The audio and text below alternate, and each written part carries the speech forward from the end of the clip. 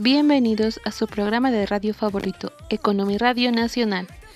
En esta ocasión exploraremos la fascinante evolución de las políticas económicas neoliberales, desde su consolidación en 1995 hasta el 2018, con un énfasis en las administraciones de Salinas, Zedillo, Fox y Calderón. Pero antes, ¿qué entendemos por neoliberalismo?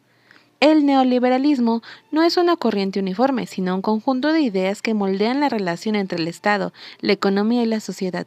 Se basa en la creencia de la eficacia del mercado y aboga por un Estado que intervenga de forma limitada en la economía, promoviendo la competencia y la iniciativa privada. Pero, ¿qué implica esto en la práctica? Significa que el mercado se convierte en el motor principal de la economía, determinando qué se produce y cómo se distribuyen los recursos.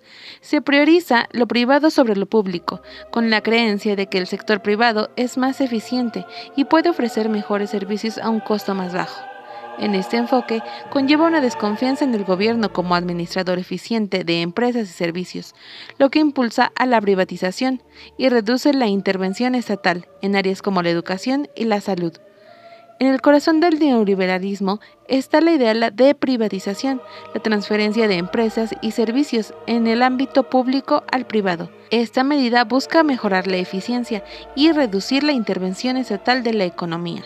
La relación entre el Estado y la sociedad se redefine en el contexto liberal, promoviendo un cambio hacia el libertarismo en lo filosófico y una adaptación de reformas económicas en las características de cada nación. La privatización se presenta como una solución para mejorar la eficiencia y reducir la carga financiera del Estado, aunque enfrenta resistencias en sectores sensibles como la salud y la educación. Sin embargo, el neoliberalismo no está exento de críticas. Muchos cuestionan su eficacia y señalan sus efectos negativos en la desigualdad social y la calidad de los servicios públicos. El Consenso de Washington, acuñado por John Williamson en 1989, se describe un conjunto de reformas estándar recomendadas para países en desarrollo que enfrentan crisis económicas. Esas recomendaciones surgieron en instituciones como el Fondo Monetario Internacional, el Banco Mundial y el Departamento del Tesoro de los Estados Unidos, con el objetivo de promover el desarrollo económico en estas naciones. Williamson enfatiza que el Consenso de Washington no es una receta para el desarrollo, sino más bien una lista de medidas que estas instituciones deseaban que los países latinoamericanos adoptaran. ¿Qué implicaciones tuvo esto en la región? Las políticas sugeridas por el Consenso de Washington no fueron aplicadas al pie de la letra, pero sirvieron como un marco general para entender las reformas que se vieron como la implementación del neoliberalismo en América Latina. Estas reformas buscaban superar décadas de estancamiento y bajo crecimiento económico.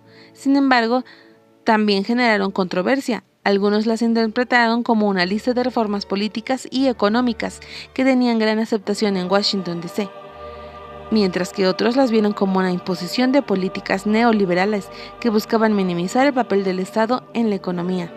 En definitiva, el Consenso de Washington desencadenó una serie de transformaciones económicas y políticas en América Latina, implementadas por presidentes que tuvieron que enfrentar grandes desafíos. Algunos de estos líderes han quedado estigmatizados por la historia de sus países. Por lo tanto, el Consenso de Washington puede entenderse como una aplicación específica de las políticas neoliberales en el contexto de que los países en desarrollo, especialmente en América Latina, las reformas surgieron en el Consenso de Washington reflejaron la creencia de la capacidad del mercado para autorregularse y generar crecimiento económico, mientras se reducía la intervención estatal en la economía. Es así como llegamos al neoliberalismo en México y las reformas político-económicas. En los últimos años de la administración de Miguel de la Madrid, México experimentó un periodo de desencanto social y crisis económica. En medio de este contexto, surgió una corriente democratizadora dentro del partido gobernante, el PRI, que cuestionaba el ascenso del grupo tecnocrático, educando a los principios del neoliberalismo. Este movimiento de cuestionamiento dio paso a un debate entre dos proyectos del país, uno liderado por Porfirio Muñoz Ledo y Cuauhtémoc Cárdenas, que buscaba fortalecer la participación del Estado en la economía, y otro encabezado por Carlos Salinas de Gortari, promotor de la apertura económica y el redimensionamiento del Estado. Tras un proceso electoral controvertido, Salinas de Gortari asumió la presidencia y promovió una política acorde con los postulados del neoliberalismo económico, junto con una estrategia de liberalismo social, para atender a los sectores más vulnerables de la sociedad. Durante su mandato se aceleraron las privatizaciones de empresas estatales y se adoptaron medidas de consenso de Washington, como la apertura económica y la liberación financiera. Sin embargo, estas reformas también enfrentaron críticas por su impacto en la economía y la sociedad mexicana. Uno de los hitos durante este periodo fue la renegociación de la deuda externa a través del Plan Brady, anunciado en 1989 por el secretario del Tesoro estadounidense. Este plan benefició a países latinoamericanos en situaciones de crisis como México, al reconocer la necesidad de reducir los pagos por concepto de deuda. El Plan Brady propuso 3 opciones: la recompensa de efectivos con descuento, la conversión de deuda a tasas fijas y plazos largos, y la sustitución de deuda por inversión extranjera. Estableció cláusulas para garantizar igualdad entre acreedores y deudores, como la prohibición de garantías especiales y el pago equitativo a todos los tenedores de bonos. México cumplió los requisitos para renegociar su deuda, lo que fortaleció su posición en el ámbito internacional, aunque el proceso no fue fácil. Podríamos decir que el neoliberalismo en México durante el gobierno de Carlos Salinas de Gortari se caracterizó por reformas políticas económicas orientadas hacia la apertura económica, la privatización de empresas estatales y la reestructuración de la deuda externa. Antes de profundizar en este tema, es importante recordar que estas reformas se inscriben en un contexto global, marcado por la apertura económica y la integración de países al mercado mundial. México no fue la excepción. Desde antes que se acuñara el término Consenso de Washington, nuestro país ya estaba implementando políticas que se alineaban con este enfoque. Se buscaba una nueva relación con Asia y Europa, así como una mayor apertura comercial. La firma del Tratado de Libre Comercio de América del Norte marcó un hito en la apertura. A pesar de las resistencias y desconfianzas iniciales, México se convirtió en el primer país en entrar a la PEC y ser admitido en la OCDE. Esta apertura comercial trajo consigo inversiones al país y consolidó la industria maquiladora de los estados fronterizos del norte. Además, se flexibilizaron las reglas financieras y se liberalizó el sector bancario, permitiendo la entrada de bancos extranjeros. Sin embargo, estas reformas no estuvieron exentas de controversias. Uno de los temas sensibles fue la reforma agraria y la transformación de los ejidos.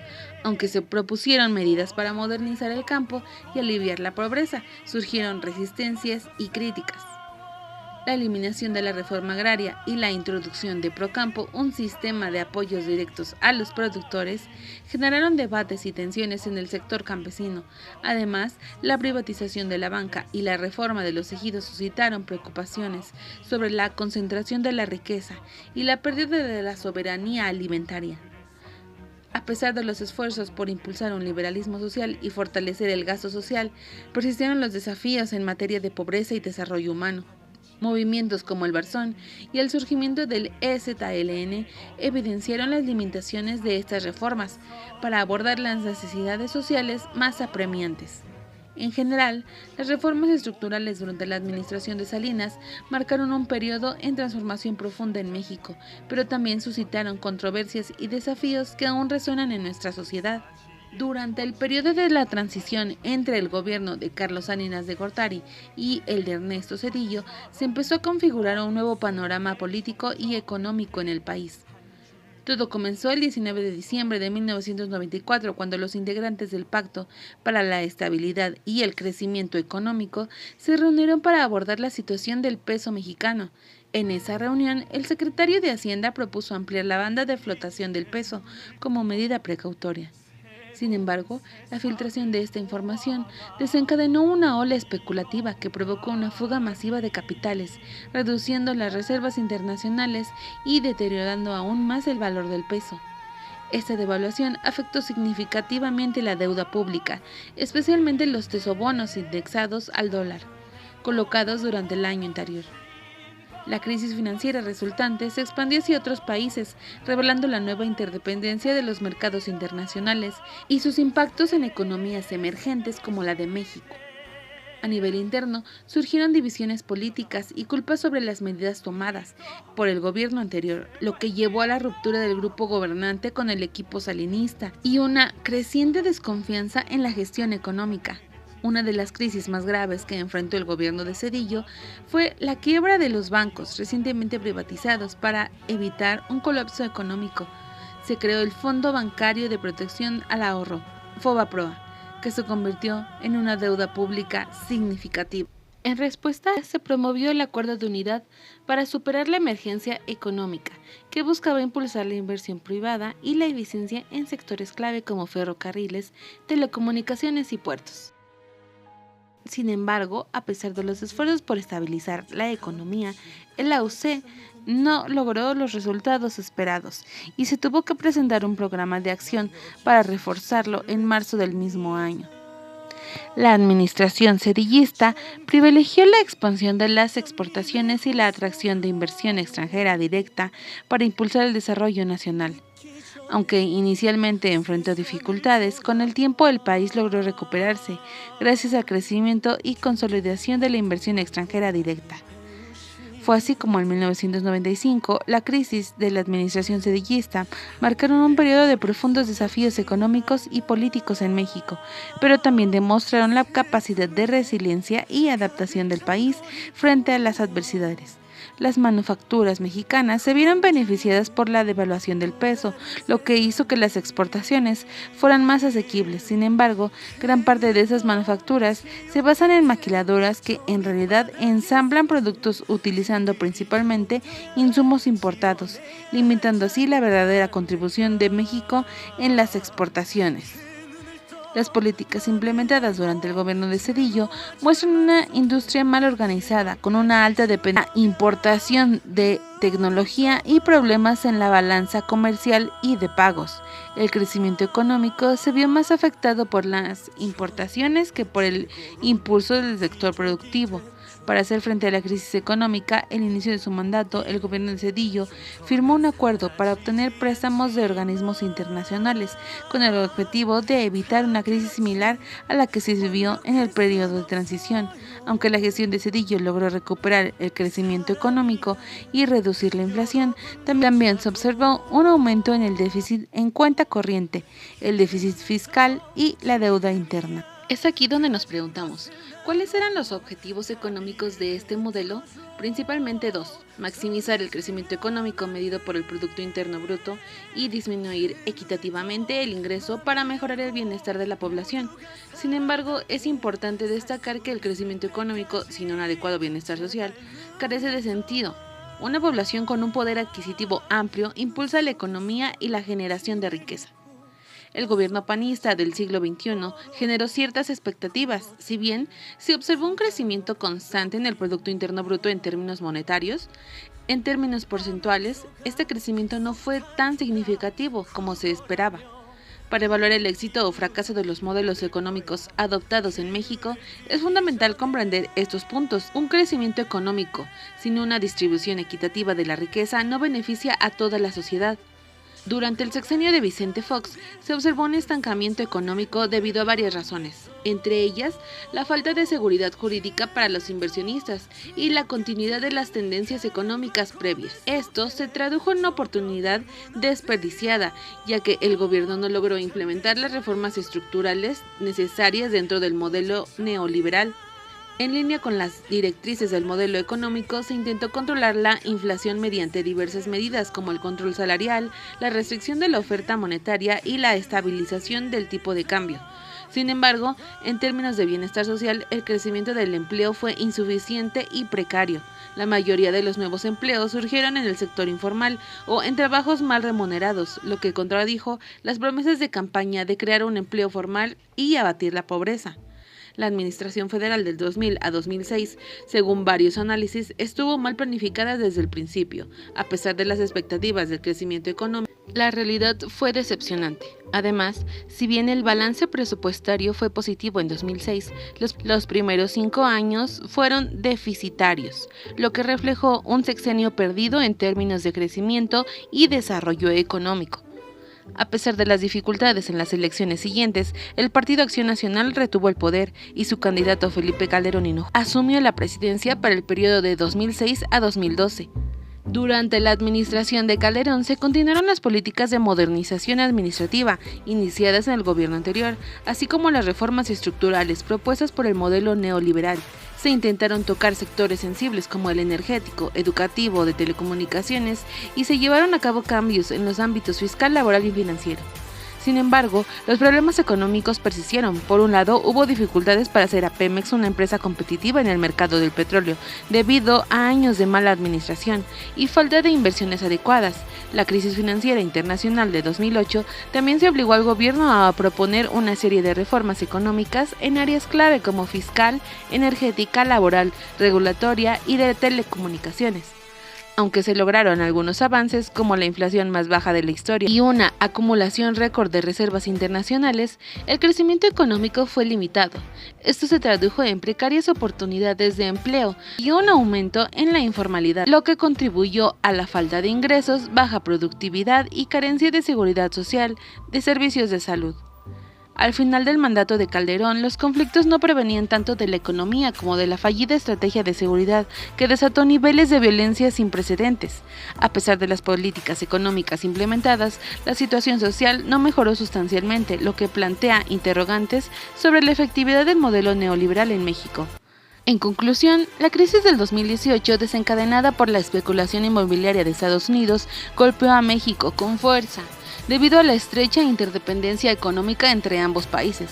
Durante las administraciones panistas, la economía mexicana experimentó un estancamiento acompañado de una disminución constante de la competitividad, situando al país en el puesto 58 según World Economic Forum de Global Competitiveness Report. La creación de empleo no fue suficiente para absorber la creciente población económicamente activa en el sector formal, debido al modesto crecimiento económico, la debilitación de los sindicatos frente a las empresas y la persistente desigualdad social, con una alta concentración de riqueza, contribuyeron a la pérdida del poder adquisitivo del salario. Las políticas económicas adoptadas durante este periodo no representaron un cambio significativo con respecto a las administraciones anteriores del PRI, más bien profundizaron el modelo neoliberal. El resultado fue un escaso crecimiento económico, una menor competitividad y una baja creación de empleos formales y una disminución de los salarios reales. Además, el incremento del gasto militar debido a la guerra contra las drogas y el aumento en la violencia del país deterioraron rápidamente los niveles de vida de la población. El neoliberalismo, como política económica, comenzó a implementarse en México durante la administración de Miguel de la Madrid, con la apertura del mercado interno y la reducción de la presencia de estados en la economía a través de privatizaciones de integración a tratados de libre comercio. Si bien este proceso trajo consigo ampliación de oportunidades de empleo y mejoras en ciertos aspectos de la vida cotidiana, también se implicó costos sociales significativos para los sectores marginales. El neoliberalismo mexicano, con sus claros oscuros, representa un ciclo que aún no ha llegado a su agotamiento, si bien ha habido mejoras en las condiciones de vida, especialmente para las capas pobres y marginadas, y también se enfrentan a la necesidad de adaptarse a nuevos modelos de trabajo, aceptar la precariedad laboral impuesta. Y con estas reflexiones concluimos nuestro análisis sobre el neoliberalismo y su impacto en la economía y la sociedad del país. Gracias por acompañarnos en este viaje y los invitamos a seguir explorando temas de actualidad con nosotros, aquí en su programa favorito, Economy Radio Nacional.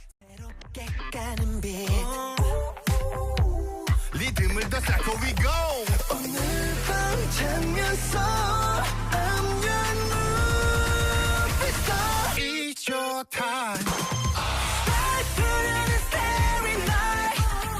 Cause you got to know, baby. Cause you got to know.